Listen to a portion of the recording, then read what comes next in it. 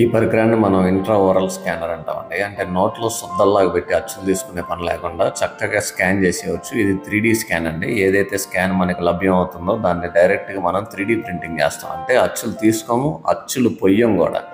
So the most advanced అండి. ఇది మనం విజయవాడలోనే one of the first scanner అండి. అంటే 2020 సంవత్సరంలోనే ఈ స్కానర్ని మనం తెప్పించడం జరిగింది. ఆ తర్వాత ఇప్పుడు ఇంకా లేటెస్ట్గా అప్డేట్ అయిన స్కానర్ ఇప్పుడు మొత్తం మనకి విజయవాడలో ఉన్న అన్ని బ్రాంచ్ల్లో కూడా స్కానర్ అవైలబుల్గా ఉందండి. సో ఈ స్కానర్తో మనకి డీటెయిలింగ్ ఎట్లా వస్తుందో ఇప్పుడు చూద్దాం. చూసారా మీరు స్కాన్ అయిన తర్వాత ఎంత నీట్గా వస్తుందో. ఏ మాత్రం అసలు అచ్చులో ఇంత డీటెయిలింగ్ రాదండి ఎప్పుడు కూడా.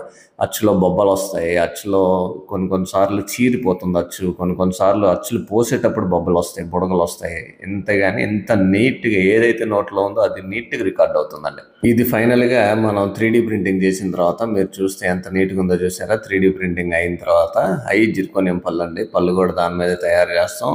సో నీట్గా కూర్చుంటాయి అన్నమాట. మార్జిన్స్ కూడా నీట్గా వస్తాయి. అది దీనిలో మెయిన్ ఉద్దేశం ఏంటంటే 3D ఇంత పని చేయడానికి నీట్గా కూర్చోవాలి. క్యాప్లు మినిమం అడ్జస్ట్మెంట్స్ ఉండాలి. అట్లానే మనకు నోట్లో ఎక్కువ అడ్జస్ట్మెంట్స్ ఉండకూడదండి. నోట్లో మినిమల్ అడ్జస్ట్మెంట్స్ ఉండాలి. అప్పుడప్పుడు అసలు జీరో అడ్జస్ట్మెంట్స్ ఉంటాయి.